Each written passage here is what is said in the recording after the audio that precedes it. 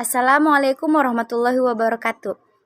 Di sini sebelumnya saya perkenalkan dulu, nama saya Bunga Lestari Hasibuan dari Ilmu Komputer 1, ingin menjelaskan pemahaman saya terhadap modul 6 pada matkul Arsitektur dan Organisasi Komputer, di mana dosen pengampunya adalah Bu Siriani MKom. Oke, saya memilih modul 6. Modul 6 terdapat judul memori pada komputer. Kata memori sudah sangat tidak asing lagi kita dengar, atau bisa dikatakan itu sudah familiar ya. Memori adalah tempat penyimpanan. Intinya itu tempat penyimpanan. Namun secara lebih detail, memori adalah bagian dari komputer, yaitu tempat program-program dan data-data disimpan. Dalam memori ada istilah store dan storage.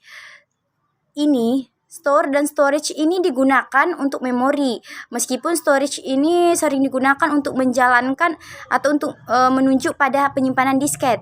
Memori digunakan sebagai tempat informasi, bisa dibaca dan ditulis. Oke, memori terdiri dari dua bagian ya. Pertama memori internal, yang kedua memori eksternal. Di mana memori internal adalah memori yang dapat diakses oleh prosesor, di mana registernya terdapat dalam prosesor.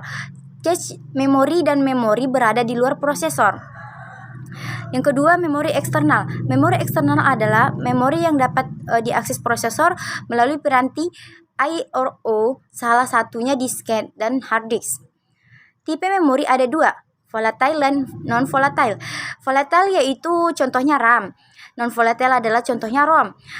Adapun pengertian dari volatile yaitu jenis memori ini apabila daya listrik mati, maka isinya ataupun file yang sedang kita lakukan akan hilang. Tetapi non-volatile adalah kebalikannya. Walaupun nanti daya listrik mati, tetapi isi dalam komputer itu akan tetap ada. Oke. RAM adalah kepanjangan dari Random Access Memory.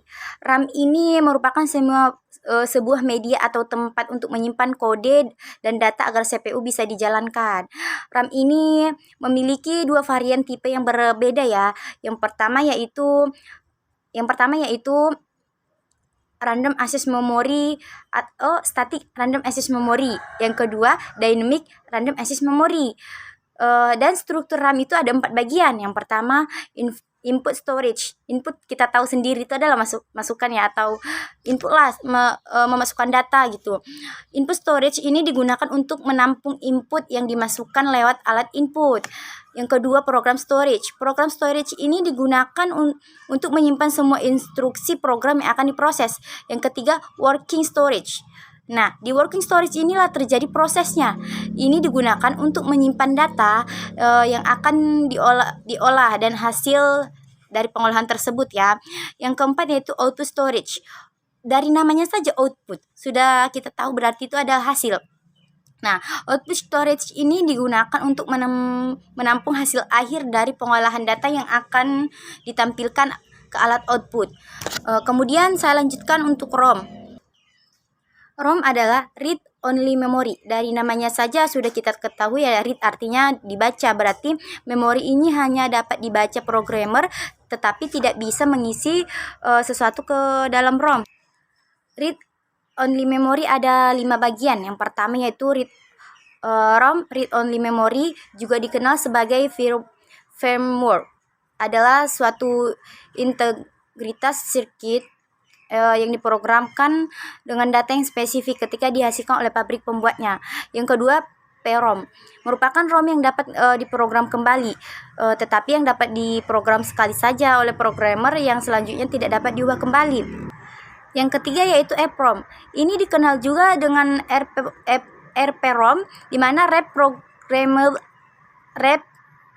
Reprogrammable Read Only Memory.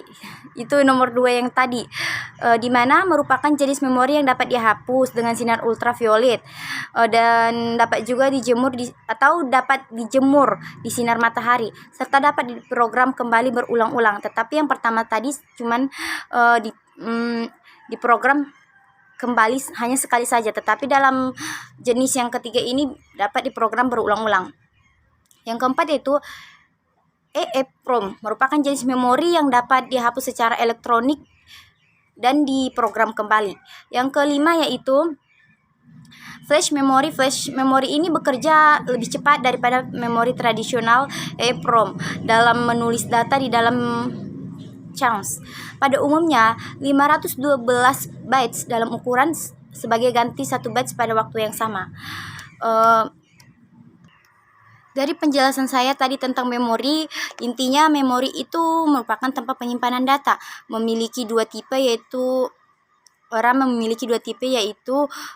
dan non volatile. Kemudian RAM ini memiliki tipe yang berlainan atau yang berbeda, ada dua ya kan. Yang tadi static random access memory dan yang kedua dynamic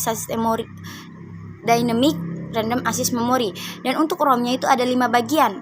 Di RAM ini juga sudah saya jelaskan tadi. Semoga bermanfaat dan semoga bisa apabila ada yang salah semoga dapat dikoreksi oleh dosen pengampu saya. Terima kasih. Assalamualaikum warahmatullahi wabarakatuh.